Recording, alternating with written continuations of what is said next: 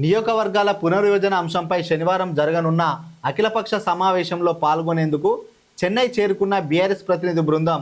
చిత్రంలో BRS working president KTR, MP Vaddiraju, మాజీ మంత్రులు జగదీష్ రెడ్డి, నిరంజన్ రెడ్డి, ఎమ్మెల్సీ షంబీపూర్ రాజు తదితరులు.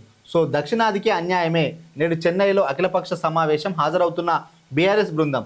డీలిమిటేషన్పై రాష్ట్రాలు ఐక్య పోరాటం చేయాలి, ప్రాతినిధ్యమే కాదు కేంద్ర నిధులు తగ్గిపోతాయి, ఇది రాజకీయ సమతుల్యతను దెబ్బతీసే నిర్ణయం, కేంద్రం విధానాన్ని తొలి నుంచి వ్యతిరేకిస్తున్నాం, ఇకనైనా స్పందించకుంటే చరిత్ర క్షమించదంటున్న కేటీఆర్, మరో జాతీయ ఉద్యమం తప్పదంటున్న సీఎం స్టాలిన్.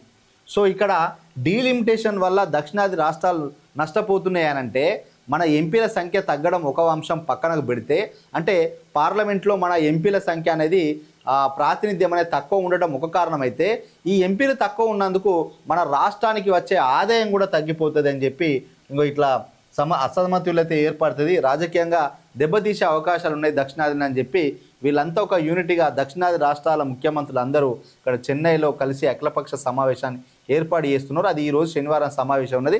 దానికి బీఆర్ఎస్ పార్టీ నుంచి కేటీఆర్ తన బృందంతో బయలుదేరి యొక్క అఖిలపక్షంలో అటెండ్ కావడానికి వెళ్తున్నాడు.